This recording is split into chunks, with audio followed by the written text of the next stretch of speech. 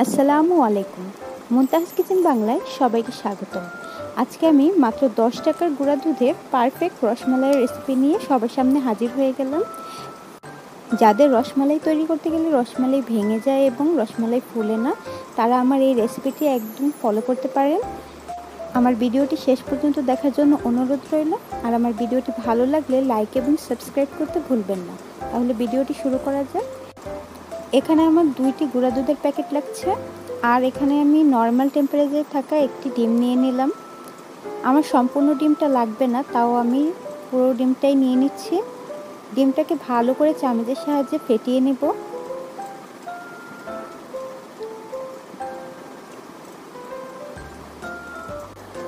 ডিমটি আমি একপাশে রেখে দিচ্ছি। এবার এখানে আমি 10 টাকা দামের 2টি গুঁড়া দুধের প্যাকেট ব্যবহার করব। এখানে আমি তীরের ফুল ক্রিম মিল্ক দুধটি নিয়ে নিয়েছি।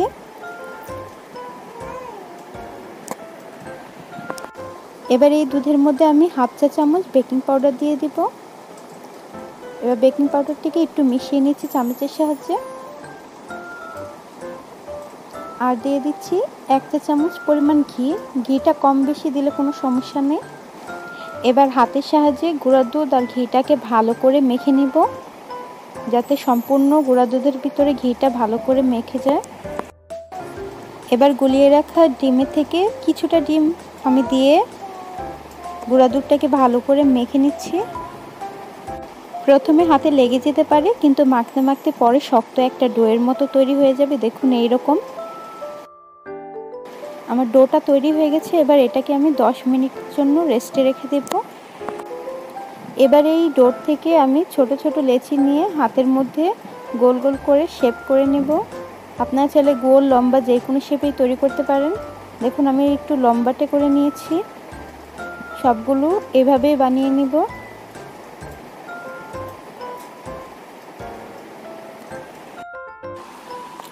দেখুন 2 প্যাকেট দুধে আমার এই কয়টা রসমালাই হয়েছে।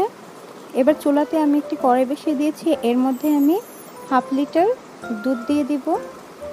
এখানে আমি গরুর দুধ ব্যবহার করেছি, আপনারা চাইলে গুঁড়া দুধও ব্যবহার করতে পারেন। এবার দুধটাকে জাল করে আমি 3 ভাগের 1 ভাগ করে নিয়েছি। এ পর্যায়ে চুলার আঁচ স্লো রাখতে হবে। এখানে আমি এবার অ্যাড করে দেব 1 প্যাকেট গুঁড়া দুধ। আমার সর্বমোট 3 প্যাকেট গুঁড়া দুধ লেগেছে। গুঁড়া দুধটি দেওয়ার কারণে দুধটা তাড়াতাড়ি ঘন হয়ে যাবে। এবার একটি বলক আসলে এর মধ্যে রসমালাইগুলো দিয়ে দিতে হবে। এবার একটি চামচের সাহায্যে হালকা করে নেড়ে দিতে হবে, যাতে রসমালাইগুলো একটি আরেকটার সাথে না লেগে যায়। এবার একটি ঢাকনা দিয়ে 5 মিনিটের জন্য ঢেকে দেব। ফিরে এলাম 5 মিনিট পর। দেখুন আমার রসমালাইগুলো কি সুন্দরভাবে ফুলে উঠেছে।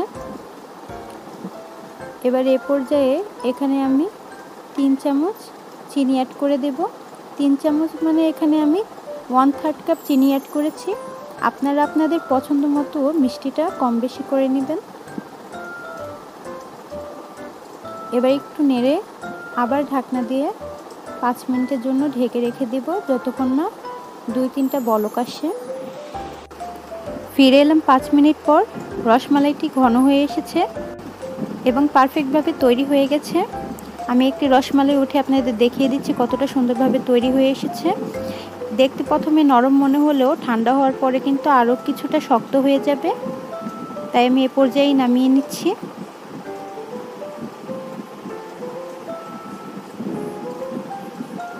এবার এখানে আমি একটি বাটি নিয়ে নিচ্ছি, এর মধ্যে সার্ভ করে দেব। দেখুন মাত্র 10 টাকার গুঁড়া দুধ দিয়ে আমি পারফেক্টভাবে রসমালাই রেসিপি তৈরি করে দেখালাম। আমার রসমালাইটি কত সুন্দর নরম তুলতুলে হয়েছে। দেখুন আপনারাও যদি রসমালাই তৈরি করতে চান তাহলে আমার এই রেসিপিটি ফলো করতে পারেন। আর আমার ভিডিওটি যদি ভালো লেগে থাকে তাহলে আমাকে কমেন্ট করে জানাতে ভুলবেন না। ভিডিওটি শেষ পর্যন্ত দেখার জন্য ধন্যবাদ।